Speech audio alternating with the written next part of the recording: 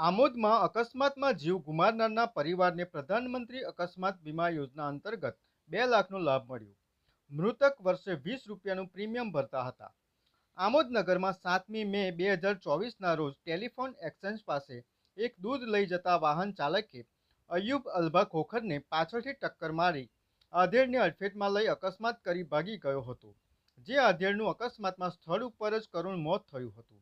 જે મૃત્યુ પામનાર અયુબ ખોખર આમોદની સ્ટેટ બેંક ઓફ ઇન્ડિયામાં પ્રધાનમંત્રી અકસ્માત વીમા યોજના અંતર્ગત વર્ષે 20 રૂપિયાનું પ્રીમિયમ ભરતા હતા. મૃત્યુ પામ્યા બાદ તેમના પુત્રએ આમોદની SBI શાખામાં જઈને અકસ્માત વીમા અંતર્ગત ક્લેમ કર્યો હતો. જેથી SBI શાખાના મેનેજરે તેમની પાસબુક ચેક કર્યા બાદ જરૂરી દસ્તાવેજ મેળવી તેમનો ક્લેમ તુરંત જ મંજૂર કરી રૂપિયા 2 લાખ તેમના ખાતામાં ટ્રાન્સફર કર્યા હતા. જે અંગે SBI શાખાના અધિકારીઓ દ્વારા લોકોની જનજાગૃતિ અર્થે તેમના પુત્ર પુત્રીને રૂપિયા 2 લાખના ચેક અર્પણનો કાર્યક્રમ રાખ્યો હતો. જેમાં આમોદ નગરપાલિકા પ્રમુખ જલ્પાબેન પટેલ, સદસ્ય બીજલભાઈ ભરવાડ સહિત નગરજનો મોટી સંખ્યામાં ઉપસ્થિત રહ્યા હતા.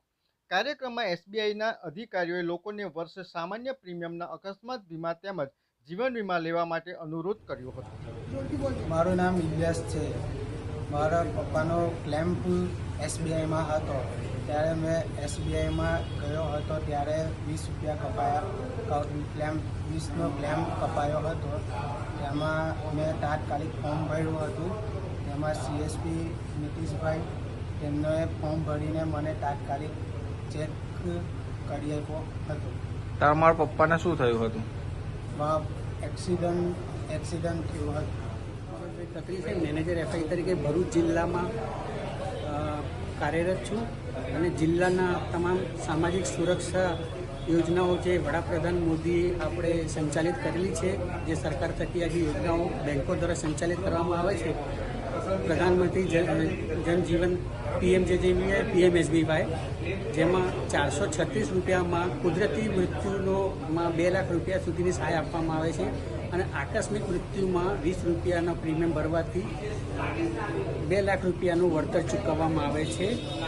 એ સંદર્ભમાં આ શાખાના એક ખાતેદાર હતા અયુબભાઈ ખોખર, કે જેમને પ્રધાનમંત્રી સુરક્ષા યોજના 20 રૂપિયામાં વીમો હતો અને એમનું અવસાન થયું અને જાણ થઈ બેંકને.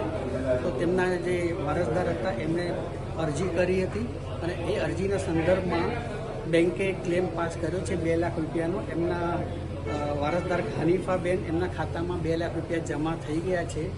એટલે આ હેતુ એવું છે કે જે ગયેલી વ્યક્તિ છે એ આપણે પાછી લાવી શકતા નથી, પરંતુ ગુજરી ગયેલી વ્યક્તિ જો કમાનાર વ્યક્તિ હોય તો એનાથી પરિવાર ઉપર ઘણી બધી આર્થિક અસર પડે છે. પરિવારનું ભરણ પોષણ કરવું બહુ મુશ્કેલ થઈ જાય છે.